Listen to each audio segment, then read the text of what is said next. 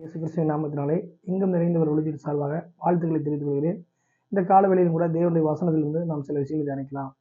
இன்றைக்கு செய்தியினுடைய தலைப்பு என்னவென்று சொன்னால், சமீபத்தில் இருக்கின்ற ரட்சிப்பு என்கிற தலைப்பை நாம் பார்க்க போகிறோம்.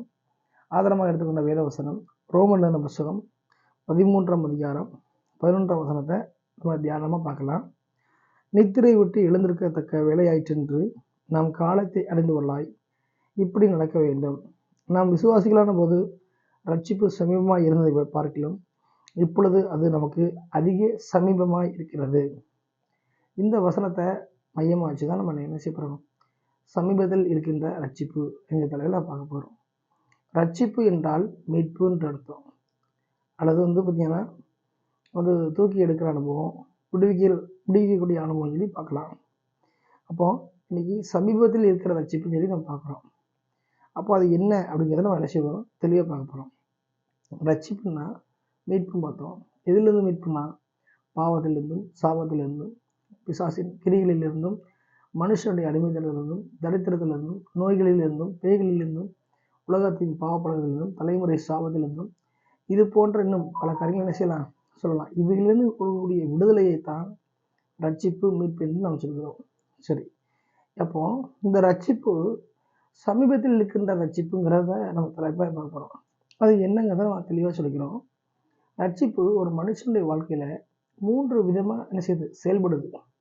ஆரம்ப ரட்சிப்பு, இரண்டாவதாக அனுதினமும் ரட்சிக்கப்படுகிற அனுபவம், மூன்றாவதாக இறுதி ரட்சிக்கிற அனுபவம் சொல்லி பார்க்கலாம். அப்போ ஆரம்ப ரட்சிப்பு என்று சொன்னால், ஆண்டவராக இயேசு கிறிஸ்துவை சொந்த கடவுளாக இறுதியில் ஏற்றுக்கொண்டு பாவங்களை அறிக்கையிட்டு பரிசுத்த வாழ்க்கையை ஒப்பு கொடுத்து தீர்மானத்தோடு வாழ்கிற ஒரு அனுபவம் தான் ஆரம்ப ரட்சிப்பு. அடுத்து அனுதினமும் ரட்சிப்பு என்று சொன்னால், இந்த பூமியில் இருக்கக்கூடிய நாட்கள் எல்லாம் நம்ம ஒவ்வொரு நாளும் பாடுகளின் மத்தியிலும் உபத்திரத்தின் மத்தியிலும் மனுஷன் கடந்து போகிறோம்.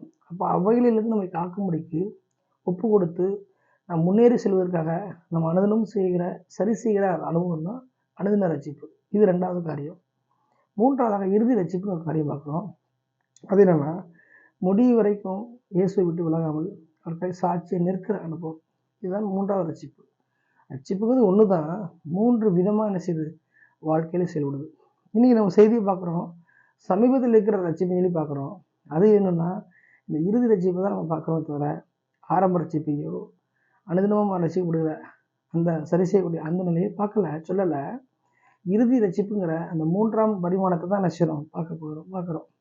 அப்போது ஆண்டவரை இயேசு கிறிஸ்துவை ஏற்றுக்கொண்டிருக்கிற நாம ஊழியம் செய்கிறவங்க இருக்கலாம், வேலை பார்க்குறவங்களா இருக்கலாம், படிக்கிறவங்களா இருக்கலாம், ஒரு பிஸ்னஸ் காரியம் பண்ணலாம். எப்படி எது இருந்தாலும் ஆரம்பத்தில் இந்த ரட்சிப்பை அந்த அனுபவத்தை நிற்காம அனுதினம் ரட்சிப்பை நிச்சயம் நம்ம கடைபிடிக்கணும். அப்படியே நிற்காம இறுதி வரைக்கும் நிச்சயம் நம்ம நினைத்து நிற்கக்கூடிய நிலை இருக்க வேண்டும். இன்றைக்கி அநேக ஜனங்கள் ஆண்டவரை ஏற்றுக்கொள்கிறாங்க, ஊழியம் செய்கிறாங்க, எல்லாம் பண்ணுறாங்க, வேலையும் செய்கிறாங்க, ஆலயத்துக்கு போகிறாங்க, வேதம் வாசிக்கிறாங்க, எல்லாம் செஞ்சாலும் அந்த ரட்சிப்பினுடைய அனுபவம் என்ன இல்லை, ரட்சிக்கப்பட்ட தன்மை இல்லை. ரட்சிப்பை பற்றி அவங்க அக்கறை இல்லாமல் இருக்கிறாங்க, அப்படி முக்கியத்துவம் தெரிய மாட்டேங்குது. ஆனால் இன்னைக்கு வேதம் இன்னைக்கு என்ன சொல்லுதுன்னா, சமீபத்தில் இருக்கின்ற ரட்சிப்புன்னு சொல்லுது. அப்புறம் என்ன அர்த்தம், ஆரம்பத்தில் இருக்கிற பாவத்திலிருந்து சாபத்திலிருந்து விடுவிக்கிற அந்த அந்த விதமான காரியத்தை சொல்லலை, அனுதினமும் பரிசுத்தமாகிற அந்த அனுபவத்தை சொல்லலை. சமீபத்தில் இருக்கிற ரட்சிப்புனா எடுத்துக்கொள்ளப்படுதலை இங்கே காட்டுகிறது.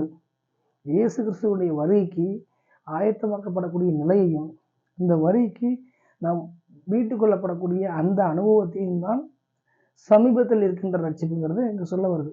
அப்போ இந்த செய்தியை கேட்டுக்கொண்டிருக்கிற நாம் ஒவ்வொருவரும் என்ன செய்து தெரிந்து கொள்ளணும்னா, காலம் கடைசி காலம், இது இந்த நேரம் மனம் திரும்புகிற நேரம். இதை புரிந்தவர்களாக வாழ்க்கையை இயேசு கிறிஸ்து ஒப்பு கொடுத்து சமீபத்தில் இருக்கக்கூடிய அந்த ரட்சிப்பை இன்றோ நாளையோ அடுத்த நிமிஷமோங்கிற அந்த உணர்வோடு வரி கொடுத்த சிந்தனையோடு எண்ணங்களோடு எப்போதும் ஆயத்தமாக என்ன செய்யணும், விழிப்பாக இருக்க வேண்டும்.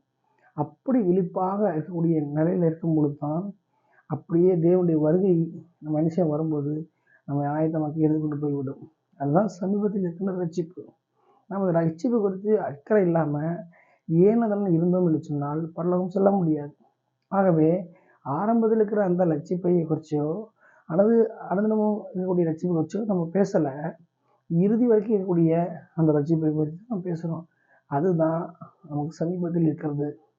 ஆகவே நம்ம அதை புரிந்தவர்களாக, அவருடைய மேன்மை புரிந்து தெரிந்து கொண்டவர்களாக, அந்த சமீபத்தில் வரக்கூடிய அந்த தேவனுடைய வருகைக்கான அந்த மீட்பை, அது எடுத்துக்கொள்ளப்படக்கூடிய அந்த ரட்சிப்பின் காரியங்களை நன்றாய் புரிந்தவர்களாக, அதுக்கு ஏற்றபடி என்ன செய்யணும், நம் வாழ்க்கையை ஒப்புக் கொடுக்க வேண்டும். இது சம்பவத்தை மக்களுக்கு அழகாக போதிச்சு அவங்களுக்கு மத்தியில் விழிப்புணர்வை உண்டாக்குபவர் யாருன்னா பவுலடிகள். ரோமாபுரிங்கிற ஊரில் இருக்கக்கூடிய திருச்சபைக்கு கடிதங்களை அவர் எழுதுகிறார். இப்படித்தான் வாழ வேண்டும், இதுதான் செய்ய வேண்டும், இதுதான் பேச வேண்டும் சொல்லி நிறைய கடிதங்களை எழுதி அறிவுரை சொல்வார். அப்படி சொல்லும் பொழுது தான் அந்த சமீபத்தில் இருக்கக்கூடிய ரட்சிப்புங்கிறத அவர் விளக்கமாக சொல்லுவார். அப்போ சபைகளை திடப்படுத்துகிறாரு, மக்களை உற்சாகப்படுத்துகிறாரு, ஆயத்தப்படுத்துகிறாரு.